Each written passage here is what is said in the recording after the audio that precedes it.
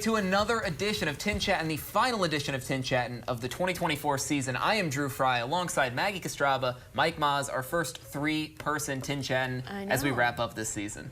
Got to go all out. First time in the since we started this in 2012 that we've had three of us.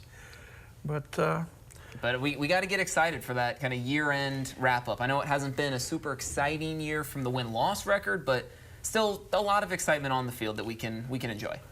There are a lot of positives. The first positive that I'm going to bring out is the fans who came out in support. 341,015 fans.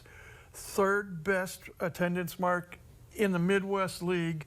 Third best attendance mark in all of Class A, low A, high A.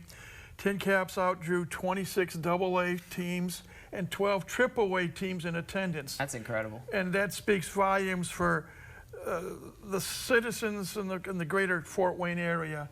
Even though the Tincaps only won 53 games, the fans still came out.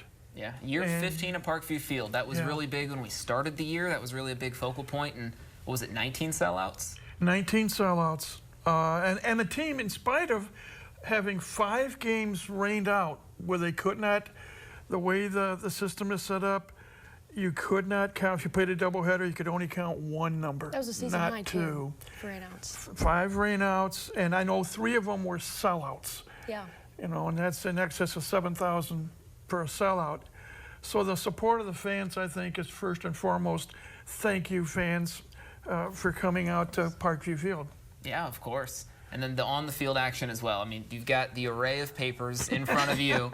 Just breaking down some of the numbers that really stand out. I know the one that stands out the most to me is Homer Bush Jr. finishing top 3 in the league in stolen bases after still being traded. Like at the trade deadline, Homer Bush did not end the year in the Midwest League, and with about 20, 30 games less, still finished up there with stolen bases. There were a lot of good individual performances.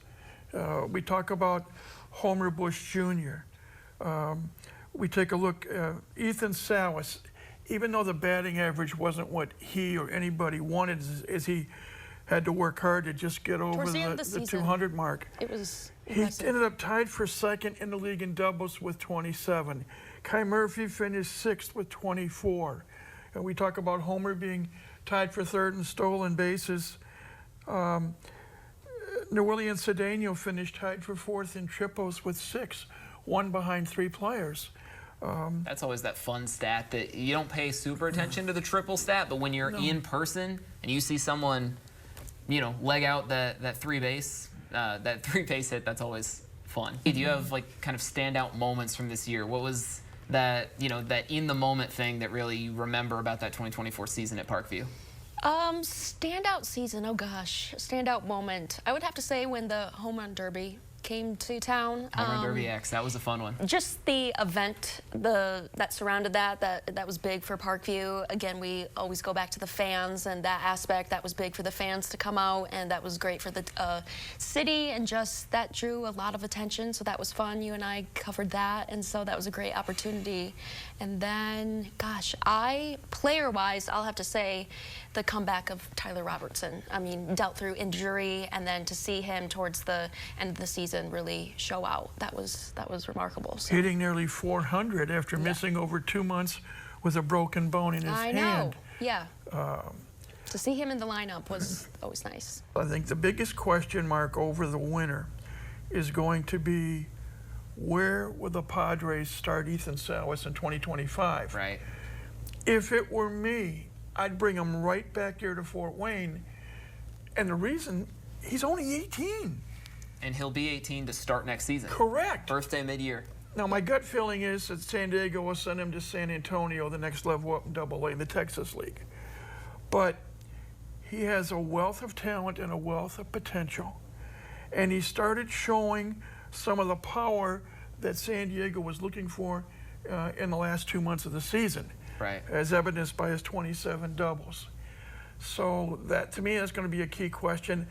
I'm anxious to see how many of these players who were promoted. Remember, we had that crazy 3-day period where everyone was moving. 2 players were released, 8 players were promoted from Lake Elsinore, and 6 players were promoted from Fort Wayne to AA San Antonio.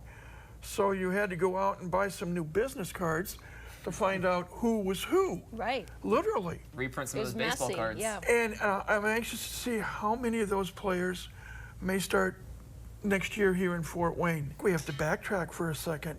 A couple of the players who got promoted. Yeah. Joshua Mears, in his third time around, It's real nice to see him moving up and get that progress after Yeah. just how much time he spent in Fort Wayne. came oh so close to tying or setting the franchise record for career home runs with 33. So close. I think we were all surprised when we got the news that he was promoted back to San Antonio, so he falls one shy. We have to realize, enjoy the players while we have them.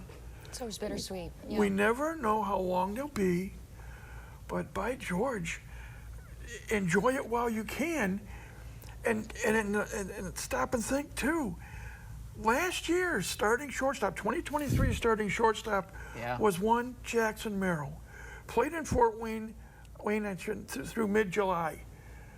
He's a starting center fielder in in San Diego with the Padres. And he might be the rookie of the year this He year. might be the National League Rookie gonna be of the close. Year. 227 players have been promoted all the way to the major leagues, and that's the goal of playing here in Fort Wayne. You called it, Maggie, bittersweet. Mm-hmm. Bittersweet for the fans because they don't get to see him in person anymore.